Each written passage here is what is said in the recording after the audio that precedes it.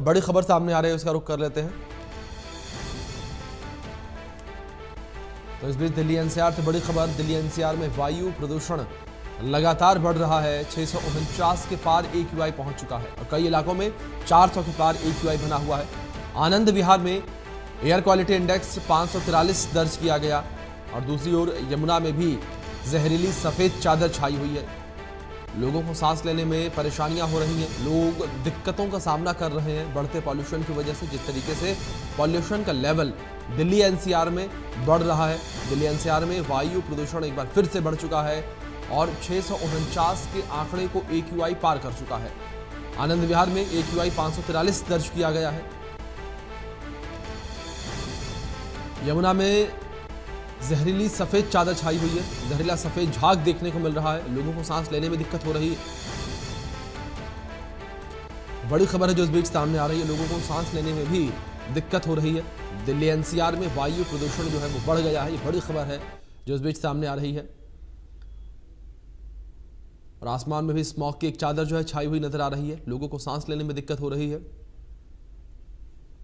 Delhi NCR में वायु प्रदूषण जो है वो बढ़ गया है और बढ़ते पॉल्यूशन की वजह से लोगों को भी तमाम दिक्कतें हो रही हैं। लोगों को सांस लेने में दिक्कत हो रही है, लोगों के आंखों में जलन हो रही है, साथ ही साथ लोगों के गले में लगातार समस्या बनी हुई है बढ़ते पॉल्यूशन की वजह से। तो दिल्ली एनसीआर में वायु प्रदूषण का स्तर जो है वो लगातार बढ़ता जा रहा है। लगातार दिल्ली एनसीआर में वायु प्रदूषण जो है बढ़ रहा है और 649 जो है AQI लेवल पहुंच चुका है और कई इलाकों में 400 के पार AQI लेवल बना हुआ है।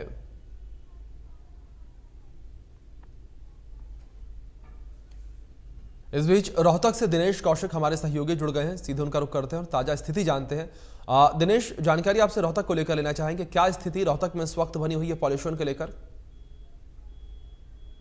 बिल्कुल, देखिए मैं आपको बताना चाहूंगा, जिस तरह से आप दिल्ली का जिक्र कर रहे हैं, लगातार वहाँ पोल्यूशन बढ़ता जा रहा है और जी। दिल्ली के नजदीक लगता ही रोहतक है और यहाँ भी उसका असर साफ देखा जा रहा है।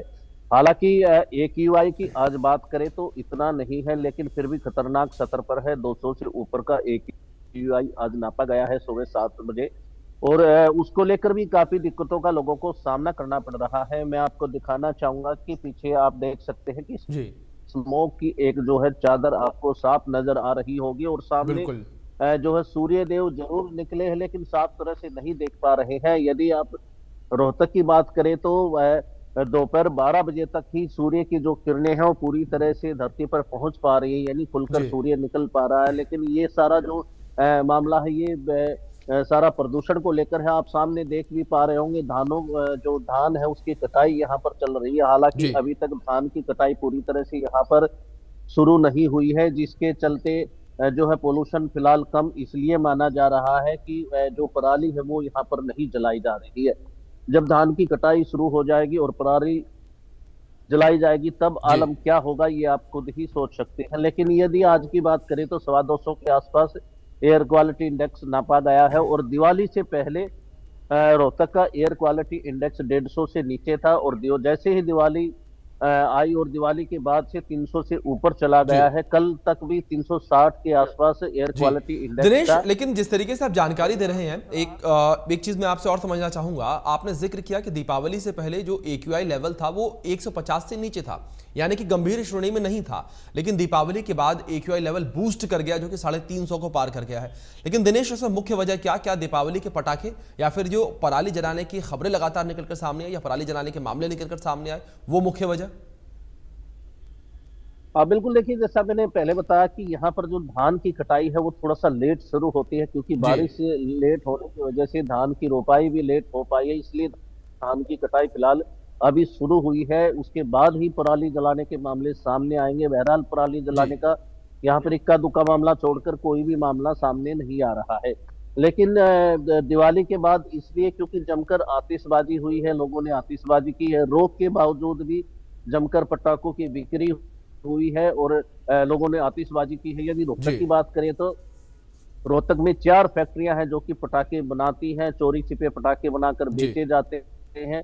उन पर प्रशासन की निगाह होते हुए भी कोई रोक टोक नहीं है, जिस कारण एयर क्वालिटी इंडेक्स ज्यादा बढ़ गया है और इससे दिक्कत ये आ रही है। एक तो सुबह जो है पूरी तरह से आसमान साफ नजर नहीं आ रहा, धुआं ही धुआं नजर आ रहा है, और जी, रात को खास तौर पर जो है तारे भी दिखाई नहीं दे रहे हैं। इतना पोल्यूशन आप यहाँ से समझ सकते हैं। इसके बिल्कुल, अलावा जो बिल्कुल। हार्ट के मरीज हैं वो अपने घरों में है, डॉक्टरों ने उन्हें घरों में रहने की सलाह दी है, और लोगों को आंखों में जलन और सांस लेने में दिक्कतों का सामना करना पड़ रहा है। बिल्कुल, इस बिल्कुल बार दिनेश, ज़ाहिर तौर पर जिस तरीके से एक आपने और ज़िक्र किया कि जिस तरीके से पॉल्यूशन का लेवल लगातार बढ़ रहा है, उससे लोगों को तकलीफ तो हो रही है, लेकिन इसके ज़िम्मेदार भी कहीं न कहीं हम लोग हैं। हम लोगों को भी अपनी ओर से सावधानी बरतनी चाहिए, एहतियात बरतने चाहिए, और हमें भी कहीं न कहीं सजग होने की ज़रूरत है। दिनेश, बहुत शुक्रिया आपका जुड़ने के लिए और इन तमाम जानकारियों के लिए, जो जानकारी आपने हम तक, हमारे दर्शकों तक पहुँचाई रोहतक को लेकर कि किस तरीके से रोहतक में इस वक्त जो है पॉल्यूशन का लेवल बना हुआ है। और लगातार अगर दिल्ली एनसीआर को लेकर भी बात की जाए तो दिल्ली एनसीआर की भी आबो हवा जहरीली हो रखी है, लोगों को सांस लेने में दिक्कत हो रही है, लोगों के फेफड़े में तकलीफ हो रही है, और लोगों के गले में भी लगातार समस्या बनी हुई है पॉल्यूशन की वजह से। कुछ लोग ये शिकायत कर रहे हैं कि उन्हें बार बार खांसी आ रही है, कुछ लोगों की शिकायत ये भी है कि उनके गले में खराश बनी हुई है, और कुछ लोगों की शिकायत ये भी है कि उन्हें मानो यूं लग रहा हो कि उनके गले में कुछ फंसा हुआ है। और लगातार ये डॉक्टरों का कहना है कि जिस तरीके से ये समस्याएं सामने आ रही है, ये काफ़ी कॉमन हो चुकी है, यानी कि काफ़ी साधारण ये समस्या हो चुकी है पॉल्यूशन की वजह से। तो इस बीच गुरुग्राम से हमारे सहयोगी गोहित भी जुड़े हैं, उनका रुख कर लेते हैं। गोहित, अब आपका रुख करना चाहूंगा मैं, और गुरुग्राम की स्थिति को समझना चाहूंगा, क्योंकि दिल्ली एनसीआर से लगता हुआ क्षेत्र है गुरुग्राम, और गुरुग्राम का अगर एक्यूआई लेवल को लेकर बात की जाए तो गुरुग्राम का एक्यूआई लेवल भी अक्सर ऊपर ही रहता है। क्या स्थिति इस वक्त है गोहिल? जी बिल्कुल, अगर गुरुग्राम की बात करें तो इस वक्त गुरुग्राम में जो एक्यूआई लेवल है वो 360 के पार है। जी, और आपको बता दें, इस वक्त मैं राजीव चौक के पास मौजूद हूँ, एक इमारत पे। जो इधर जो रास्ता है वो दिल्ली की तरफ जाता है, और इधर जो रास्ता है वो जयपुर की तरफ जाता है। ये सेंटर माना जाता है गुड़गांव का, राजीव जी, चौक, जहां अभी पोल्यूशन का स्तर आप देखेंगे मेरे पीछे आपको धुएं की एक पीली चादर दिखाई देगी। जी, इससे आप अंदाजा लगा सकते हैं कि किस तरीके से जो गुरुग्राम की आबो हवा है वो धीरे धीरे जहरीली होती नजर आ रही है। हालांकि गुरुग्राम जी, प्रशासन ने ग्रैब 2 भले ही लागू कर दिया है, पर उनके नियमों जी, का पालन होता अभी गुरुग्राम में नहीं दिख रहा है, क्योंकि कई जगहों पर खुले में कूड़ा जलाया जा रहा जी, है। अगर बात करें कंस्ट्रक्शन की, तो कंस्ट्रक्शन भी लगातार जारी है। और अगर व्हीकल्स की बात करें तो सुबह 9 बजे के बाद पूरे गुरुग्राम में जगह जगहों पर ट्रैफिक जाम लग जाता है। जी, बात करें अगर एंटी स्मोक गन्स की, तो उनका भी इस्तेमाल काफी कम किया जा रहा है, जिसकी वजह से जी। लगातार जो गुरुग्राम का पॉल्यूशन है वो बढ़ता नजर आ रहा है। और गुरुग्राम की आबो हवा धीरे धीरे जहरीली हो रही है, और गुरुग्राम गैस चैम्बर में तब्दील होता नजर आ रहा है। जी, गोहिल, लेकिन गोहित, अगर जिस तरीके से हम गुरुग्राम को लेकर बात करें तो गुरुग्राम में तमाम फैक्ट्रियां, तमाम बड़े ऑफिसेज हैं, और कई ऐसे बड़े कारखाने भी हैं, जिस वजह से गुरुग्राम के अंदर जो बड़ी गाड़ियां हैं, ट्रक को लेकर बात करें तो उनकी आवाजाही काफ़ी ज़्यादा रहती है। तो ये भी एक मुख्य वजह माना जा सकता है पॉल्यूशन को लेकर। जी बिल्कुल, अगर गुरुग्राम की बात करें, गुरुग्राम में 3 मुख्य वजह है प्रदूषण को लेकर। सबसे पहले इंडस्ट्रीज, जी, दूसरी बात करें तो गुरुग्राम अभी डेवलप्ड होता हुआ शहर है, तो यहाँ कंस्ट्रक्शन काफी होती है, सड़कें जी, जो है टूटी हुई हैं, तो उन सड़कों की वजह से धूल काफी उड़ती है। और बिल्कुल। तीसरी अगर बात करें तो वो होती है ट्रांसपोर्ट की, क्योंकि गुरुग्राम में जो आवाजाही है लोगों की बहुत ज्यादा देखने को मिलती है, बिल्कुल। जिसकी वजह से जो प्रदूषण का स्तर है वो लगातार बढ़ता हुआ नजर आता है।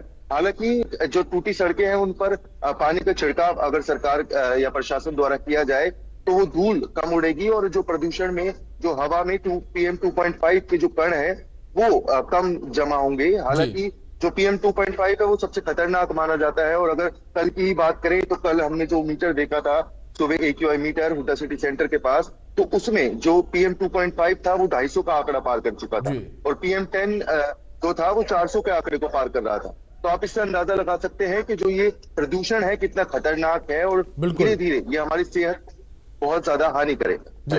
गोहित, लेकिन जिस तरीके से हमने पहले भी जिक्र किया था अब बातचीत में कि प्रशासनिक स्तर पर कुछ किया नहीं जा रहा है, एक फेलियर है सिस्टम का, जिस वजह से ये एक्यूआई लेवल और लगातार बढ़ रहा है, यानी कि पॉल्यूशन लगातार बढ़ रहा है। लेकिन ऐसे में क्या गोहित, आपने जिम्मेदारों से बातचीत करने का कोई प्रयास किया, या जिम्मेदारों के द्वारा कोई इस पर बयान सामने आया हो, जो जिम्मेदार अधिकारी हैं उनके द्वारा, कि किस तरीके से प्रयास किए जा रहे हैं, या जो प्रयास किए जा रहे हैं वो आखिर जमीनी स्तर पर आकर फेल क्यों हो जा रहे हैं? जी, अगर बात करें प्रशासन की, तो प्रदूषण नियंत्रण बोर्ड के अधिकारियों जी, से हमने काफी बात करने की कोशिश की। उनका यही कहना था कि जो अभी गुरुग्राम में जो प्रदूषण का स्तर है उसको कंट्रोल करने की पूरी कोशिश की जा रही है। एंटी जी, स्मोक गन्स चलाई गई है, जी, कूड़ा जो हवा जो कूड़ा गुरुग्राम में फैला हुआ है उसको उठाने के लिए स्वीपिंग मशीन चलाई गई हैं, ताकि उससे ज्यादा प्रदूषण ना हो। पर अगर वो बात करें जमीनी स्तर की, तो कहीं ना कहीं जमीनी स्तर पर जो चीजें हम देखते हैं वो फेल होती हुई नजर आती है। बिल्कुल। इस वक्त गुरुग्राम में जो प्रदूषण का कारण है वो आज नया नहीं है। हर साल गुरुग्राम में कई पिछले 2015 की बात करें, 8 सालों की बात करें, तो गुरुग्राम में यही स्थिति हर बार इस समय पे बन जाती है और जी। हवा धीरे धीरे जहरीली होती जाती है। जी। अब आप बात अगर देखी जाए तो प्रशासन को 8 जी। साल मिल चुके हैं, जब भी प्रशासन कहीं ना कहीं इस प्रदूषण की रोकथाम के लिए विफल होता नजर आ रहा है। तो जी। ये एक तरीके से प्रशासन का फेलियर तो है ही। हालांकि लोगों को भी ये चीज समझनी होगी, क्योंकि हर साल दिवाली पर जमकर आतिशबाजी होती है, गुरुग्राम में जमकर पटाखे फोड़े जाते हैं और गुरुग्राम में हर जगह पटाखे मिलते भी हैं। अगर लोग भी समझेंगे तो इस प्रदूषण को कंट्रोल किया जा सकेगा। जी। जिला प्रशासन की कड़ी मशक्कत और लोगों की समझदारी से इस प्रदूषण को नियंत्रण में लाया जा सकता है। बिल्कुल गोहित, जाहिर तौर पर लोगों की समझदारी जो है इसमें काफ़ी जो है ज़रूरी है। ऐसे में गोहित, सवाल ये भी है कि प्रशासनिक स्तर पर लोगों को जागरूक करने के लिए क्या कुछ प्रयास किए जा रहे हैं, किस तरीके से कि लोग अपनी भागीदारी को समझे समाज में, कि पॉल्यूशन कम करने में उनकी भी एक अहम भागीदारी है।